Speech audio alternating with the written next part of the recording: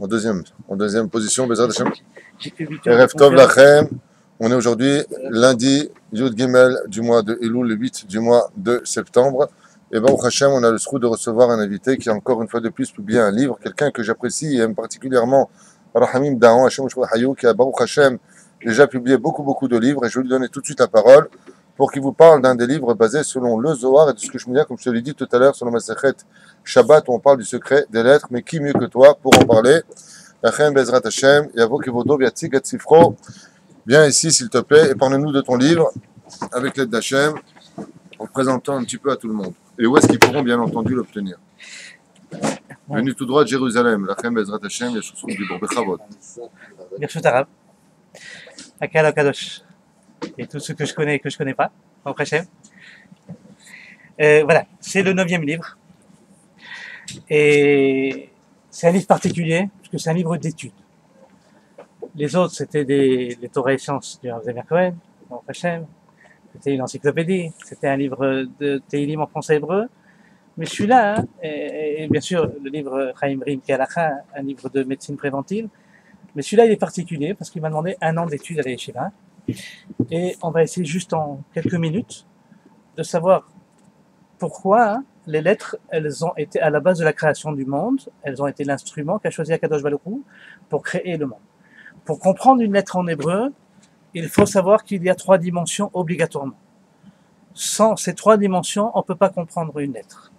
La forme de la lettre, donc toujours on parlera de la forme dans le Sefer Torah, le Aleph par exemple, où on sait qu'il y a un Vav au milieu, un Yud en haut, un Yud en bas qui fait 26 en valeur numérique. D'accord, c'est le nom d'Hachem avec sa mida de Chesed, avec sa mesure de bonté. Donc ça, dans le Sefer Yetzira, qui est attribué à Abraham Avinu, ça s'appelle Sefer, mais il n'y a pas de voyelle, donc c'est sa mère Peresh. Il y a la façon d'écrire la lettre, comment on la prononce, Aleph, Aleph Lamed Peh, et il y a la valeur numérique de la lettre. Donc la valeur numérique qui va aller de 1 à 400 pour les 22 lettres de l'alphabet, puis elles vont aller de 500 à 900 pour les 5 lettres finales, et le petit Aleph que l'on voit par exemple dans le Sefer Vayikra, ce qu'on appelle le Aleph Zeira, alors il vaudra, ce petit Aleph, à la venue du Mashiach, il vaudra 1000. Juste un exemple maintenant concret que l'on voit, il y a une question qui se pose, c'est quoi Taryag Mitzvot, 613 Mitzvot? Si 613 Mitzvot, il est représenté par 248 membres, Ramach Evarim, Veshesa Gidim et 365 vaisseaux, tendons, pardon. Alors, naturellement, ce chiffre-là doit avoir son origine à la création du monde. D'accord? Alors, on va essayer de voir que sous-entendu, naturellement, on va avoir ce Taryag Mitzvot. Le mot Chochma, quand je l'écris comme je le prononce, en miloui, eh bien, il va valoir, bien entendu, 613.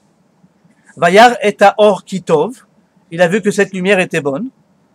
Et Haor, la lumière, qui va être réservée, puisque la lune et le soleil n'étant pas créés, bien entendu, on ne peut pas dire que c'est une lumière que l'on connaît. Mais cette lumière-là va être réservée, comme le dit Rashi, pour les temps futurs.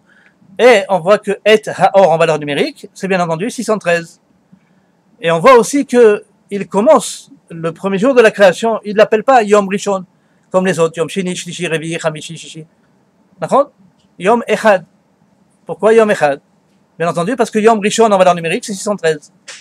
Alors pourquoi on sait que maintenant ce petit Aleph, il va avoir comme valeur numérique 1000, qui Elef Shanim Be'enecha, qui Yom Etmol, qui Avod. Elef, c'est aussi Aleph.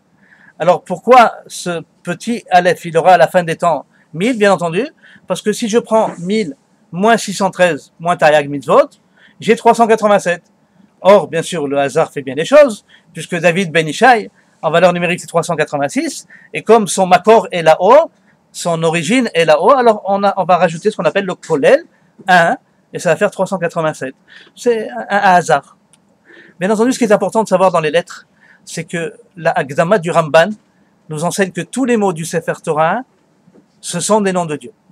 Ce qui veut dire que dès qu'on rentre dans une synagogue, il faut savoir que motus vivendi, il ne faut pas parler. Voilà. faut pas parler. Il y en a même qui, des paroles de Torah, ils ont peur de les prononcer. Mais en tout cas, des mots de Chol, le Shabbat, c'est strictement interdit puisque c'est une halakha. On doit parler que des choses qui attiennent au Shabbat, le Shabbat. Comment on va y arriver? C'est pas en étudiant juste le vendredi soir, c'est en commençant à étudier le dimanche. J'ai pas dit qu'il faut que faire étudier. Avant, c'est bien hein, d'étudier un petit peu un quart d'heure, 20 minutes, etc., etc. chaque jour.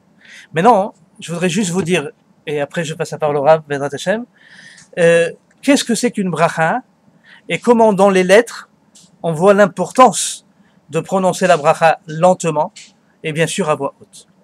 A priori, Rabban Gamliel, il nous enseigne que celui qui voulait rentrer dans sa yeshiva n'acceptait que les gens qui étaient Toho Kebaro.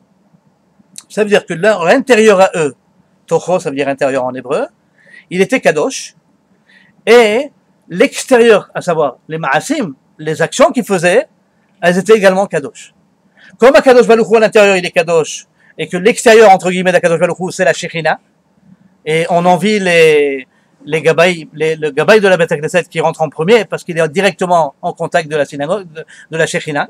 C'est pour ça qu'il faut venir de bonne heure à la synagogue. Il ne faut pas attendre qu'il y ait 18 personnes, même si c'est chai. Mais il faut essayer toujours d'être le premier, et ça c'est un grand sroud. Les anciens, ils étaient tous comme ça, c'est important. Eh bien, on va se rendre compte que c'est difficile a priori. Parce que si tu veux qu'on soit saint à l'intérieur et que nos actions soient saines, soient kadosh à l'extérieur aussi, aval en tzaddik shelo yecheta, il n'y a pas un tzaddik qui n'a pas fauté. A priori, c'est la midat adin de Rabban Gamliel. A priori, c'est la mesure de dureté de Rabban Gamliel. Non. Et vient Bi'azal ben Azaria. Qu'est-ce qu'il nous dit? Il arrive, il met 400 bancs et il dit ceux qui veulent étudier la Torah qui viennent, Baruch Hashem, rien qui vient. A priori, c'est la midata chesed de Bi'azal ben Azaria. C'est pas comme ça. Elou ve'elou divrei Elokim chayim, bien entendu. Et regardez maintenant, qu'est-ce que c'est le mot Toho Kebaro. Toho, c'est l'intérieur. Prenez donc les lettres intérieures au mot Toho. J'ai donc le Tav, et ensuite j'ai Vav, Vechaf. Vav en valeur numérique c'est 6, le Chaf en valeur numérique c'est 20, 20 et 6, 26, c'est le Shem Havaya, le tétragramme, bien sûr, la mesure de bonté d'Akadosh Baruch Hu. Kebaro, bien sûr maintenant c'est l'extérieur dont on va parler, on va donc prendre les deux lettres extérieures du mot Kebaro, bien sûr ça va être le Chaf, et à la fin le Vav. Chaf c'est 20, Vav c'est 6, ça fait 26. Encore une fois on a la mesure de bonté d'Akadosh Baruch Hu. Bien entendu, quand vous allez faire une bracha, quand je vais faire une bracha, eh bien, je vais reconstituer la même chose. Donc, je vais pouvoir faire un Yechud Hashem, de réunir le nom divin, autour d'une Midat HaChesed, la mesure de bonté, qui est toujours extraordinaire chez Akadosh Baruch Hu. Baruch, ce sont les mêmes lettres, les mafréa, en inversant les lettres. Vous allez voir que Baruch, c'est Kebaro. Baruch, Kebaro, c'est vrai qu'avec un tableau, c'est plus facile. Mais en tout cas, vous verrez que c'est les mêmes lettres, inversées. Ata, vous avez le Tav au milieu, le Aleph qui vaut 1, qui est à droite, et le He qui vaut 5, qui est à gauche du Tav. 1 et 5, ça fait 6. La valeur numérique de 6, c'est Vav. Vous avez donc Tav, Vevav. Tu as To. Maintenant, comment on va avoir Cho? Baluchata, Hashem. Hashem en valeur numérique, c'est Chav Vav. C'est 26. Donc j'ai Toho, Kebaro. Donc, vous allez voir que dans le Sefer Torah, tous les mots qu'on a, ce sont des noms d'Hachem. Le livre, Baruch Hashem, il est sorti la semaine dernière. Et sincèrement, c'est un sourire pratiquement à chaque page. Tous les 2 pages, pratiquement, vous avez un pirouche qu'on n'a jamais entendu. C'est quelque chose d'extraordinaire, ce livre. Il est bien sûr, comme d'habitude, on a laissé le livre en hébreu, on a laissé le livre en français, bien sûr, il est là. J'ai rajouté des tableaux pour que ce soit synoptique. Et bien entendu, je me suis fait plaisir. Les jaunes qui sont grisés sont des pirouchim que j'ai entendus à droite à gauche, bien sûr. On a rappelé les rabbanim qui ont donné ces pirouchim. Et bien entendu, j'ai ramené un glossaire ici, qui est là. Voilà. Donc, il est disponible ce soir, même s'il m'en reste pas beaucoup. Mais ne vous battez pas pour l'acheter. Hein, ça se fait pas, surtout dans les Beth Midrash. Voilà, donc je ne veux pas dire merci au Rav Tutouf, ça sert à rien. Mais s'il y a des gens qui veulent se le procurer, ils vont dans les boutiques en France ou en Israël? Non, il ne sera pas en librairie.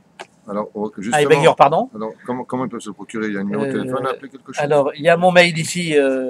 Je précise que grâce à Messilat Yesharim que je viens d'étudier, eh ben, il n'y a plus mail à la maison.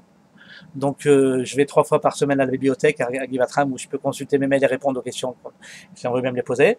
Et la deuxième chose, le prix du livre, il vaut 20 €. Comment on dit? Heureux pour celui qui l'achètera. C'est un jeu de mots. Voilà. Émile évite de reprendre. Voilà. Donc maintenant, on va laisser le Rav parler. Mais sachez que c'est 1 an d'études et je peux vous certifier que chaque fois que je le lis, j'ai un sourire en plus. Donc 20 €, Bezrat Hashem, en monnaie européenne et 100 shekels, je suppose. Oui. En shekalim, Bezrat Hashem, en ce qui me concerne, je connais ton travail, je conseille vivement. Pour ceux qui veulent s'intéresser sur le secret des lettres, puisque le monde a été créé comme le Zohar Kadosh nous l'enseigne, Zohar Khadash nous enseigne, Tikkun HaZohar plus exactement nous enseigne que le monde a été créé par les lettres. Et je pense que de retourner à ce genre de livre, c'est revenir un petit peu aux sources même de la création du monde pour mieux connaître son créateur. Je te souhaite beaucoup de chance et kol hakavod en tout cas pour le travail que tu fais, parce que moi je te connais depuis des années et je sais que Baruch Hashem, tout est fait les Shem Shamaïm et ils n'ont pas pour ni le succès, ni le nom et encore moins pour l'argent. Chazak ve'emat, arbe hatzlacha. Et un numéro de téléphone, on peut te joindre quand même? 0777 0777 86 86 07 07 10. 10, et il s'appelle James Bond apparemment. 007, 0... Mais non, tu n'as pas compris. 0777, ça fait 3 fois, C'est trop 3 fort, fois 7, trop fort. 21, c'est Eke Asher Eke. Arbe, 86, c'est Elohim. 07, Shabbat. Et SR, Aseret Adibro. Trop fort, trop fort. Je peux pas. James Bond, on n'a pas tous ces références. Ça dépasse toute notion. Chazak ve'emat, arbe hatzlacha. Kol tov.